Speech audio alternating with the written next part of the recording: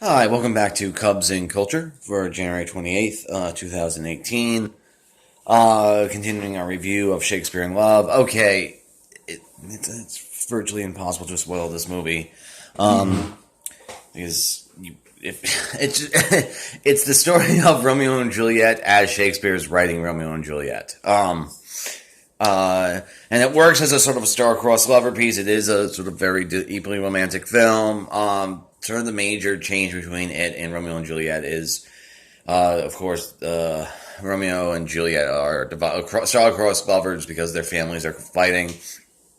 In this case, it's a little bit more about social class because Viola is a wealthy merchant's daughter, and she's being married to a Lord Wessex, and Shakespeare's a rapscallion playwright. Anyway, so the story is a good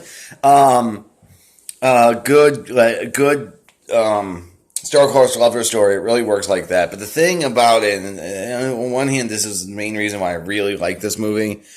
And why I think the screenplay is absolutely fantastic. Is okay. So one thing about Shakespeare's plays which has been somewhat lost because of how we encountered them today, is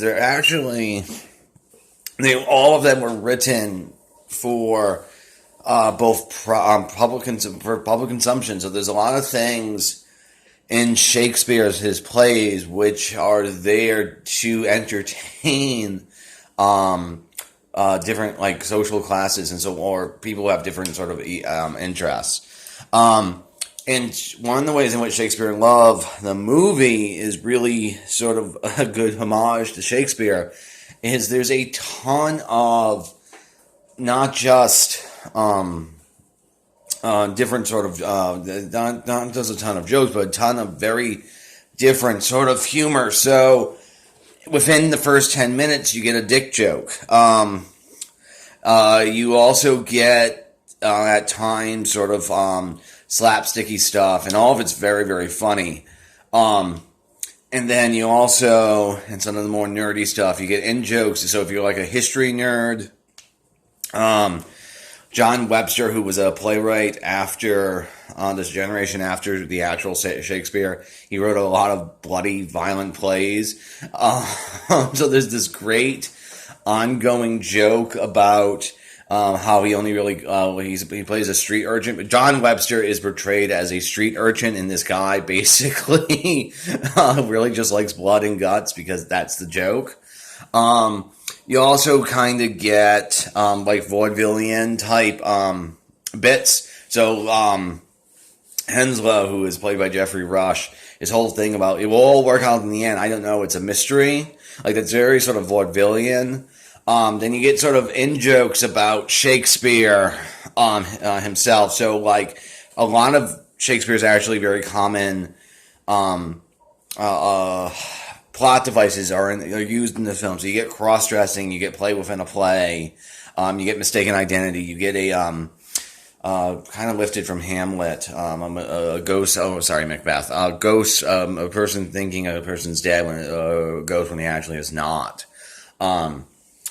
Etc. So there's one of the reasons why, and I think this is a much better film than Saving Private Ryan is. Every time I've seen Private Ryan like 3-4 times, but I have seen this one about 7 or 8, and every single time I come back to it, I see another joke. Etc. So the new sort of joke I noticed this time is there's a big sequence in the film where Will Shakespeare and Viola are romantically engaged, and they're practicing lines from Romeo and Juliet. So if you follow the story, on one level, the gender is Romeo, because how do I explain this? Viola's playing Romeo in the play, so she's saying Romeo's lines. Okay, Will Shakespeare is then feeding her Juliet's lines. So the genders are somewhat flipped, but the thing is, it's not just um, flipped in that way. The thing is, there's another flip here because in the actual, if you follow the inspiration story, Will is actually Romeo, and then Viola is actually Julia. So you have so there's two flips. So she stands for Juliet, and then she's playing Romeo.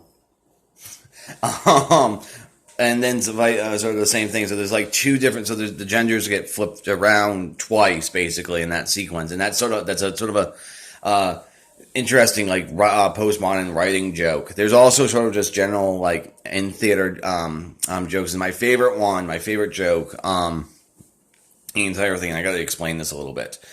There's this writing technique. It's called a Deus Ex Machina.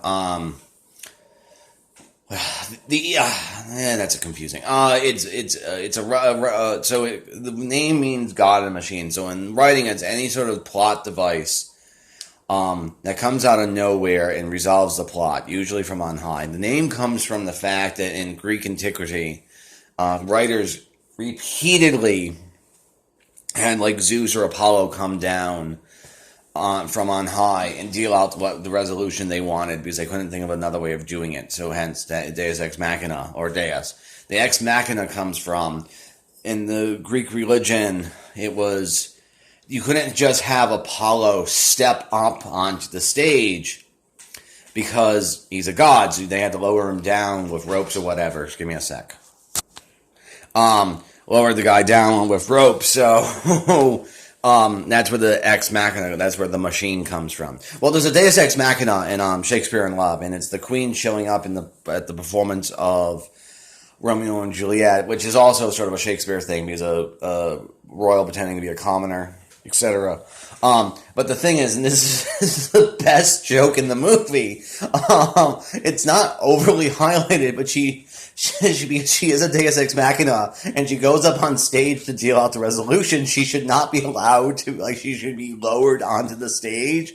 But John Madden, totally sensing the in-joke, cuts to above, and you see her literally step onto the stage, and it's very, very funny if you're following the in-joke.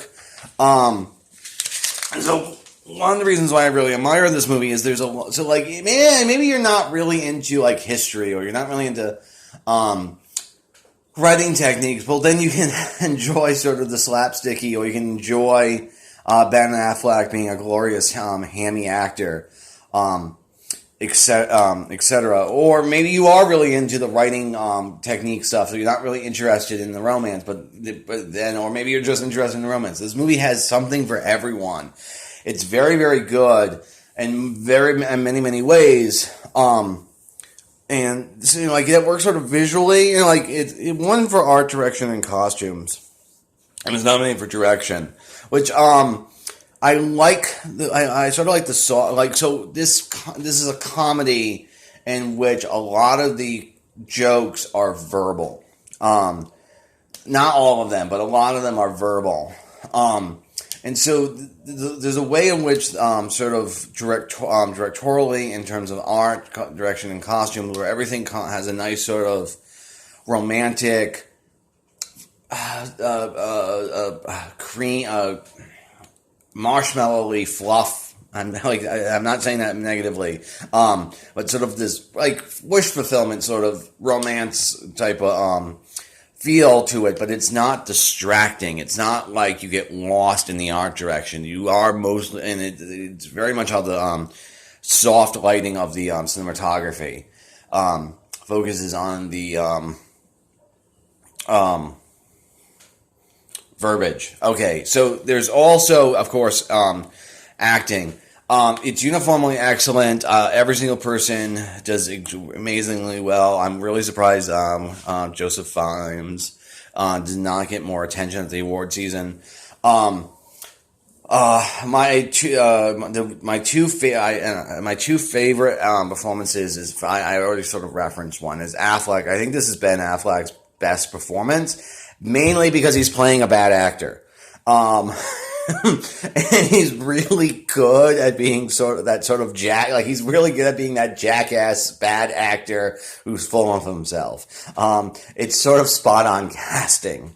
And then the other thing is the screenplay is absolutely excellent for this film, but the only other thing about it that had to be truly excellent for it to work is the woman who played Viola had to be absolutely spot on, because not only is she playing, she plays three characters in that she plays Romeo and Juliet and Viola. But here's the thing.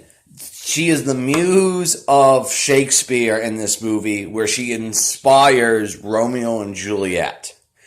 If that, like, so that's a very tall order. So not only, so like, if Paltrow didn't seem, it's not sensuous, it's not really a sexiness, it's sensuous and intellectual and complex and absolutely lovely and then completely believable and charming. And she had to be this great, utterly believable muse, because if you don't believe that Viola would have expired Shakespeare, this movie falls apart. And so, like, she's saddled with this incredibly difficult task of like being this person, like this sort of idealized woman that is sort of the ultimate Julia, and she nails it. It's it's the best career performances, and it's such an effortless, charming performance for such a difficult character to play. Okay, now I feel like I'm just gushing. So I'll see you in a bit for the last bit about really getting into Saving Private Ryan versus this film. See you in a moment.